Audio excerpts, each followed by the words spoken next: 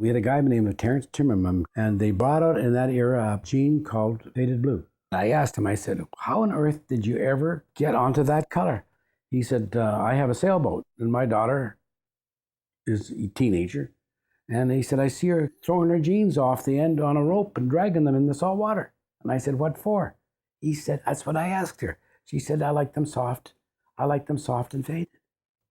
So I looked at my wife and I said, you wash the jeans before the kids wear them, don't you? She's like, yeah. She said, they insist. And I said, everybody in the country does. She said, what are you thinking of? I said, we should pre-wash jeans. See, denim, when you weave, the old-fashioned shuttles went back and forth at 40 miles an hour. And when that shuttle went through, it could break a strand very easy. So they soaked the threads in potato starch. That's why jeans were so stiff when you bought them, because nobody washed the potato starch out. When I went down to see Gudis, Goldberg, and Soren on my next year's program, and I said, after our meeting, Jerry, I want you to keep a group of your young people back, youth people that wear blue jeans, for a private conference. I've got an idea and I want it to be kept confidential. Tell these kids what the idea is and they just jump out of their chairs. Thank God, I've ruined more jeans by putting bleach and wrong things in them.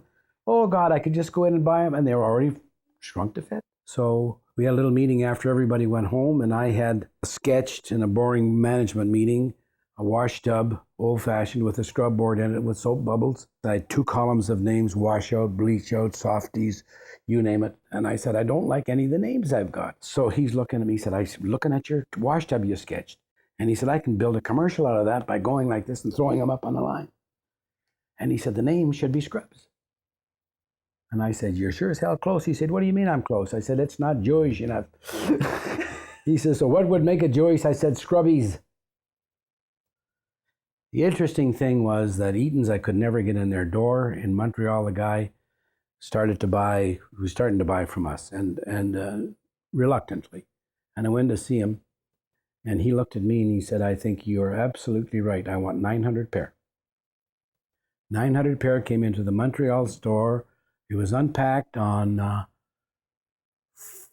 Friday. It hit the shelves. By Saturday, there wasn't one pair left. Never happened before in their history. French kids will die for fashion.